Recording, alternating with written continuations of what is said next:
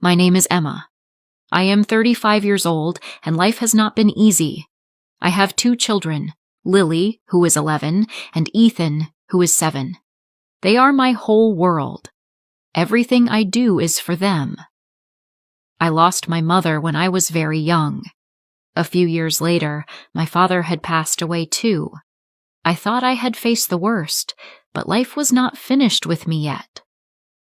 I got married young, thinking it would last forever. After 12 years, my husband said he did not love me anymore and left. Ethan was only 2 years old. There were no calls, no support, no help, nothing. From that moment, it was only me and my children. We live in a small apartment in Vista Creek. It is not much, but it is our home. Some months, paying the rent feels impossible. I do not have a college degree, so my choices are limited. Quitting is not an option. I work as a home nurse. I take care of sick and elderly people. I give medicine, cook, and help in any way I can. But that is not enough to pay all the bills. So, I clean homes and offices as well.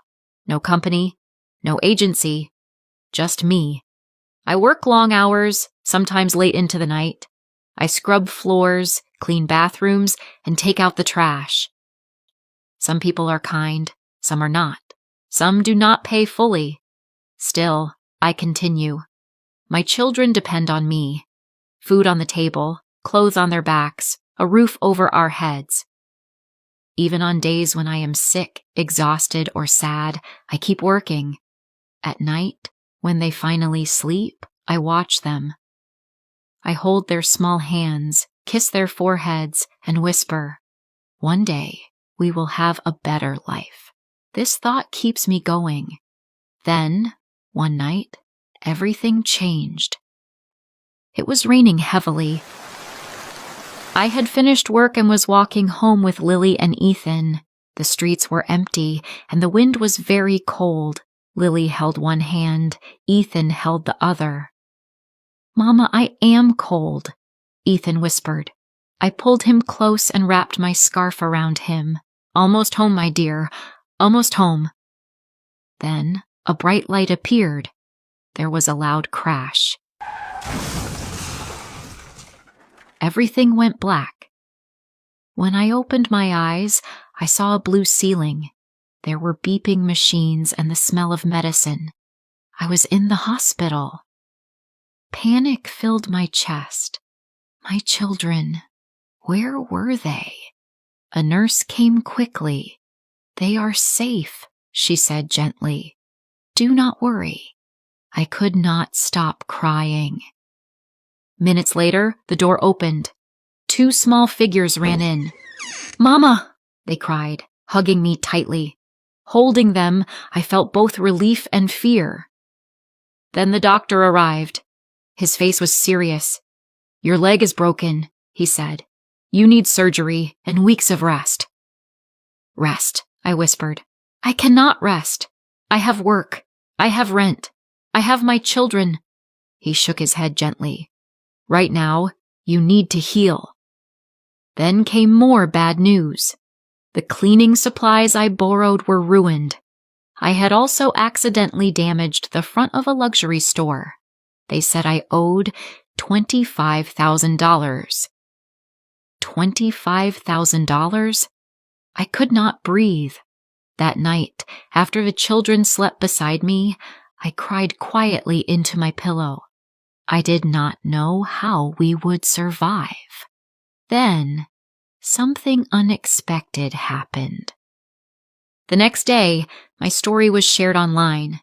People saw my children, the struggle, and the accident. Complete strangers began sending messages. Some even sent money. Then the phone rang. A deep voice said, "I heard your story. I want to help." Fear and hope mixed in my chest. "Who are you?" I asked softly. "You will see soon," he said. 2 days later, a group of people entered my hospital room. They brought flowers, warm clothes for the children, and food. Then a young man stepped forward. "My name is Ryan." he said gently. You do not know me, but I know your story. I want to help. Tears filled my eyes. Why? I whispered. He smiled. Because I can. Ryan and his team paid all the hospital bills. Weeks later, they returned and said, Emma, come with us. They drove us to a house. Not just any house, a big, beautiful home. This is yours, Ryan said. I froze. For us? I whispered. Yes. No more rent. No more worry. This is yours, he said with a smile. I dropped to my knees crying. Lily and Ethan hugged me tightly. For the first time in years, we felt safe. We felt free. A few months later, Ryan asked, What is your biggest dream? I paused, then said, I have always wanted to open a salon. With his help, I did. My very own business. I am no longer just surviving. I am living, providing, happy. Ryan did not just help us. He reminded me that good people still exist, and hope is never lost. I started with nothing. Now we have a home, a business, and most importantly, a happy family. If you are going through hard times, do not give up. Even in the darkest moments, kindness can find you. Better days will come. Keep going. If you liked this story, please like, comment, share, and subscribe.